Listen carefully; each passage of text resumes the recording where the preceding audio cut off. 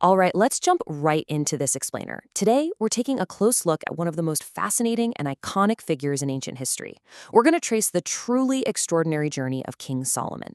We'll follow his arc from a humble, overwhelmed young man, burdened with running a nation, all the way becoming the archetypal wise king who engineered an unprecedented golden age. But before we get deep into the history, I want to pose a question to you. Seriously, think about this for a second. If you could ask for absolutely anything in the world, and you knew for a 100% fact that you would get it, what would it be? Are you asking for wealth? Endless power? Maybe a super long life? Hold on to your answer, because how a young Solomon answered that exact question literally changed the course of history. Here is how we're breaking things down today.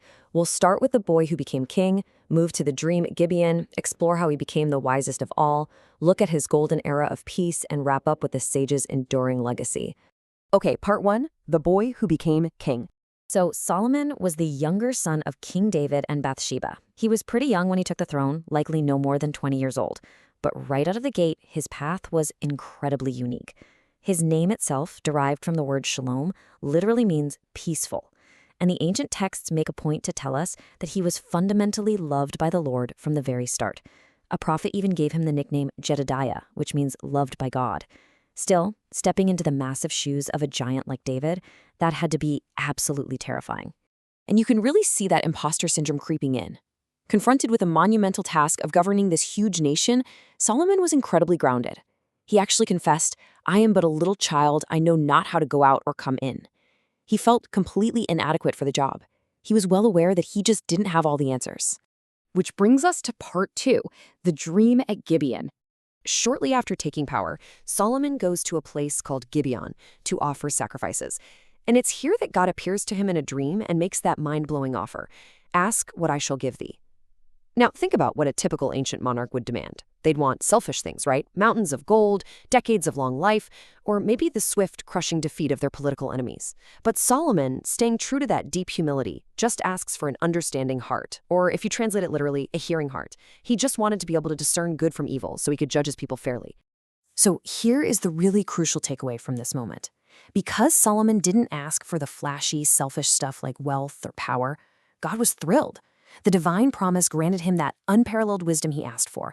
But then, threw in a massive irony. God gave him all the things he specifically didn't ask for, too. Solomon was promised riches, honor, and success on a scale that no king before or after him would ever see.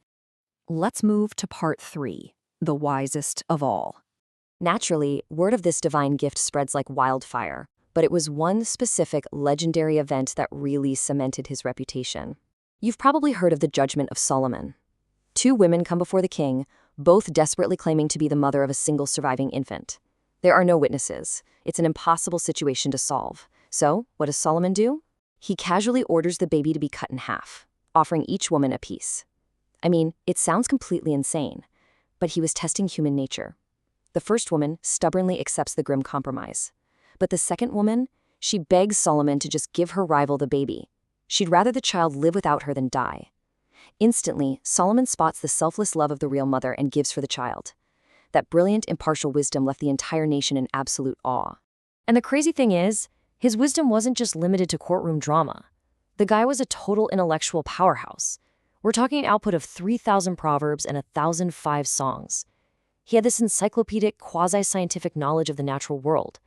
He could lecture on botany, everything from the massive cedars of Lebanon down to the tiny hyssop growing out of a stone wall. He mastered zoology, understanding beasts, birds, reptiles, and fish. He effectively became the ancient world's biggest international celebrity. All right, part four, a golden era of peace. So how exactly did all this incredible internal wisdom translate to the nation itself? Well, it manifested as a literal golden era. And the crowning jewel of this peaceful reign was without a doubt the majestic temple in Jerusalem. His father David had wanted to build it, but was told he couldn't because of his long history of warfare. So Solomon, the man of peace, takes on this colossal architectural project. With its meticulous details and ridiculously extravagant materials, the temple became the breathtaking center of both their worship and their national identity. And the prosperity didn't just end with the temple. Solomon was an absolute master of diplomacy and commerce. We're talking 40 years of continuous peace. He secured a rock-solid alliance through a diplomatic marriage to the pharaoh's daughter. And to put that into perspective, ancient Near Eastern records show basically no other evidence of an Egyptian princess ever marrying a foreigner. It was unheard of. He expanded international trade to the point of unimaginable wealth. His fame got so huge that foreign monarchs like the Queen of Sheba would travel vast distances across the map, bringing spices and gold just to test his intellect with difficult riddles. There's a much deeper theological angle to consider here, too. A lot of scholars look at the kings of Israel as a metaphor for human spiritual growth. So King Saul represents doing things just out of a sense of duty or self-reliance. King David represents the active struggle and the battle for truth. But Solomon, he represents the final state of human regeneration. It's that beautiful state where you do the right thing simply because you love doing it. The internal battles finally cease, the laws are written on your heart, and true lasting peace, shalom, is actually achieved. Finally, let's look at part 5, the sage's enduring legacy. So, how does a king who quite literally had it all look back on his life experiences? We find those answers in his writings. First up, the Book of Proverbs. This is a brilliant collection of wisdom literature.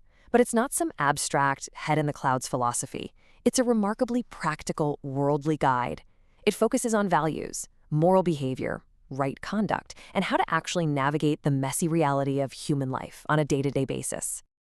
And the foundational concept of Proverbs is just incredibly grounding. The fear of God is the beginning of wisdom. True wisdom doesn't start with human arrogance, and it certainly isn't just about accumulating a bunch of trivia facts. It starts with humility. It's that exact same humility the 20-year-old Solomon had when he called himself a little child. It's about aligning yourself with a higher divine order. But then we turn to the book of Ecclesiastes, and man, the tone just shifts dramatically. This is Solomon's philosophical search for meaning.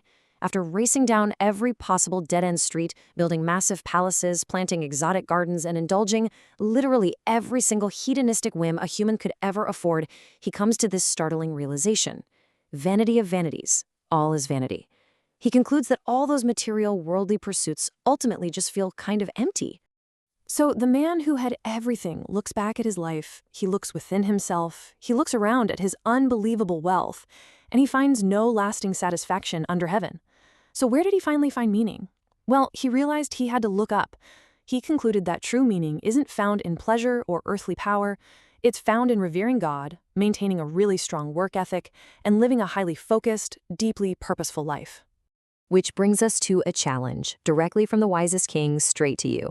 In Ecclesiastes chapter 9, Solomon writes, "Whatever your hand finds to do, do it with your might." Basically, life is long enough to live out your purpose, but it is way too short to waste a single moment on vanity. So if we're applying Solomon's hard-won wisdom to our own lives today, are you truly seizing the moment? Are you pouring your might into the things that actually matter? Keep that question in mind as you go about your day. Thanks so much for joining me on this explainer, and I'll catch you in the next one.